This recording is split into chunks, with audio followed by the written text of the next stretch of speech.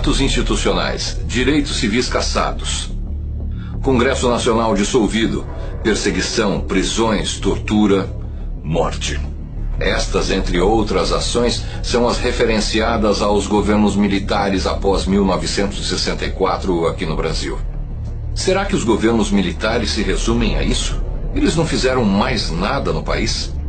Qual era a situação do Brasil naquela época? Será que toda a verdade está sendo contada?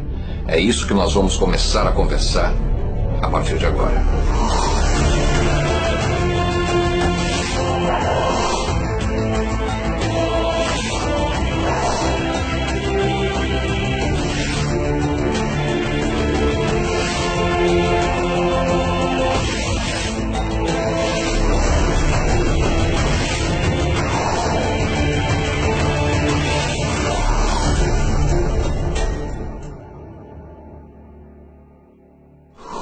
Olá, eu sou Rodrigo Leone e esse é o Pátria Amada. Toda quinta-feira, às 9h30 da noite, nós temos um encontro marcado aqui na TV+, canal 22 da NET Ribeirão Preto, para bater um papo a respeito de política. De forma fácil, de forma simples, descomplicada, sem distorção de fatos, para que você possa começar a se acostumar a participar da política do seu país. Quando vemos na história alguma referência ao golpe de 1964, ou em todas as citações feitas a esse período da nossa história, nós vemos como referência de povo pessoas que de alguma forma eram ligadas aos terroristas, aos revolucionários da época. A levada comunista prosseguia com ações de terrorismo e extrema violência pelo Brasil. Atentados em aeroportos, sequestros de embaixadores como os dos Estados Unidos e Japão, assassinatos, roubos de armamentos e assaltos a banco. O curioso é que esses atos são defendidos como atos necessários, inevitáveis para a defesa da democracia no Brasil. Uma visão muito romântica do terrorismo.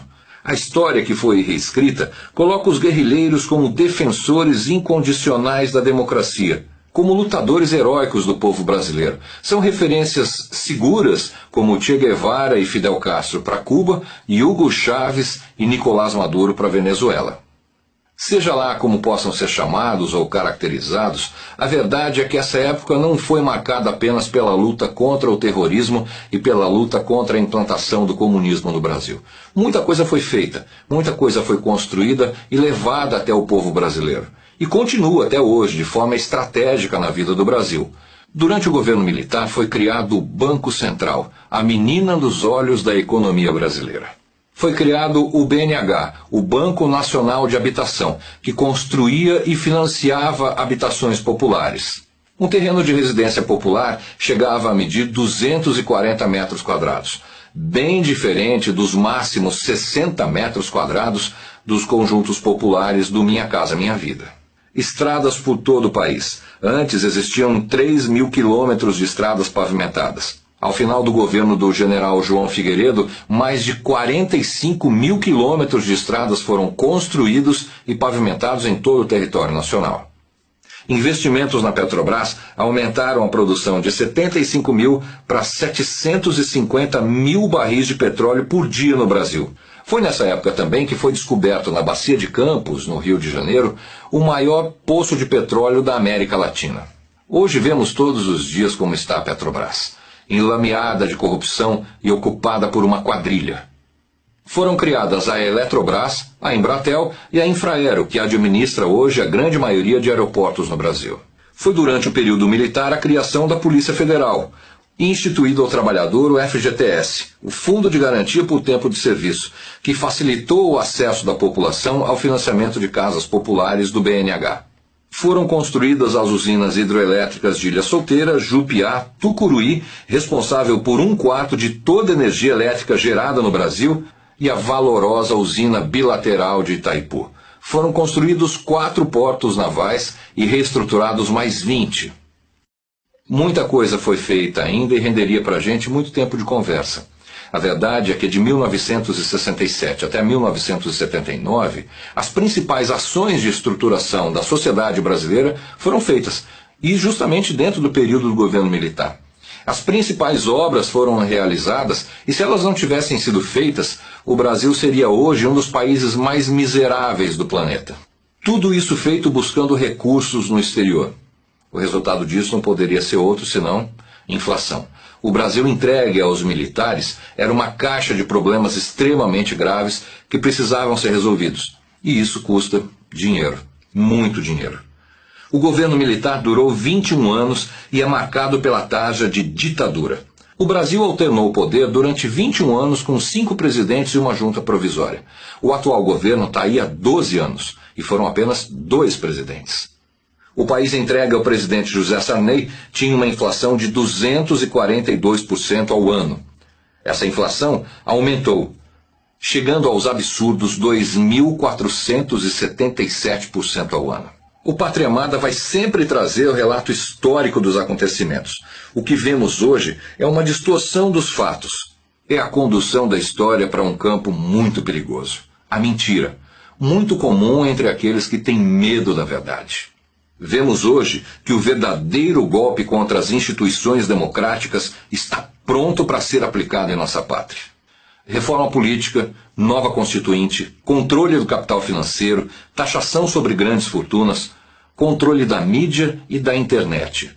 É preciso saber se a gente vai saber utilizar corretamente a internet ou não. Para que eu quero a internet?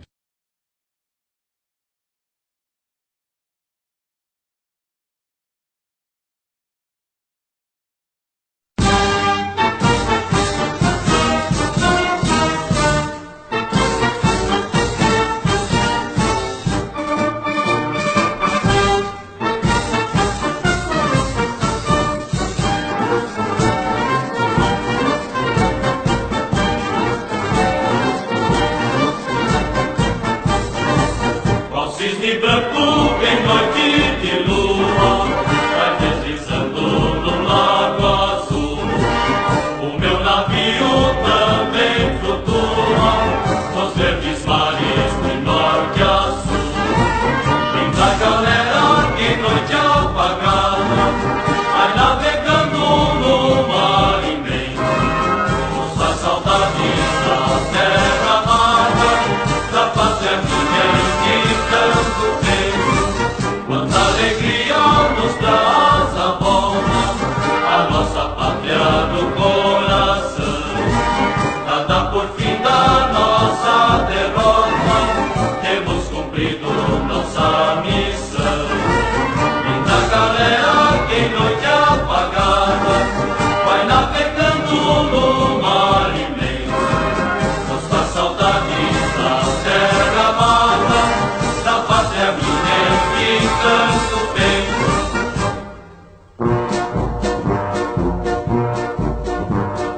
Qual linda garça que aí vai cortando os ares, vai navegando sob um belo céu de anis.